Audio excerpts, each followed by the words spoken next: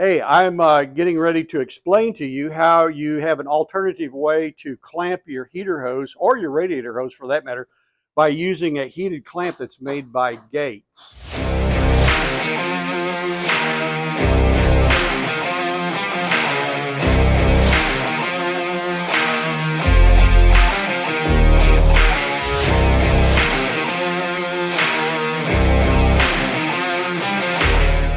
All right, we're looking at a heater hose here, and there are a number of ways to secure the heater hose to whatever you're attaching it to.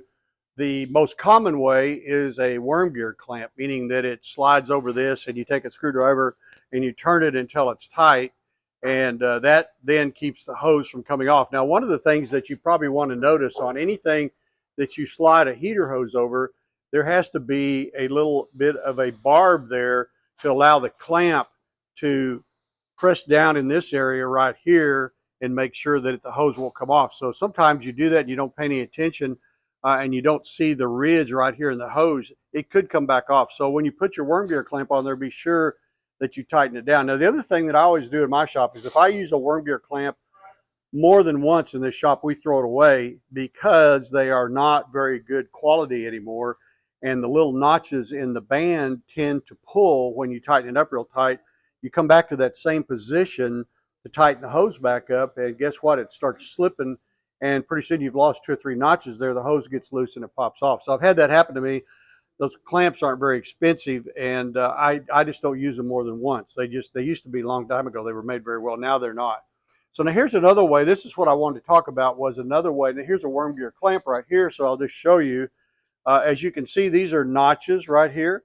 And as you turn this screw right here with your screwdriver, it advances and tightens this clamp to tighten down. You can see there's a little slot there for your screwdriver, and it's a pretty simple thing to do. And you can see this tab starts extending out, and it just really just basically clamps down on it. I just haven't had, we use these all the time in the shop. They're good, just don't use them twice. If you do, be careful that you don't strip it when you put it back in. So here's another way to do it. We're working on a truck here where we want it to look a little nicer. And so we're going to use a heated clamp. This is made by Gates. I think you have to buy a box of these, and they're kind of expensive, but I use these on one of my cars, and I really like them. They held real well. I think they're actually rated to hold more pressure than the clamp will provide. So it comes with a little cardboard center on it to hold it and keep it in shape. I kind of went ahead and bent it early because I had some trouble getting this apart. But you have to get this out of there.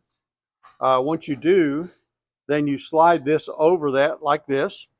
I have a heat gun on steroids here that will get very hot.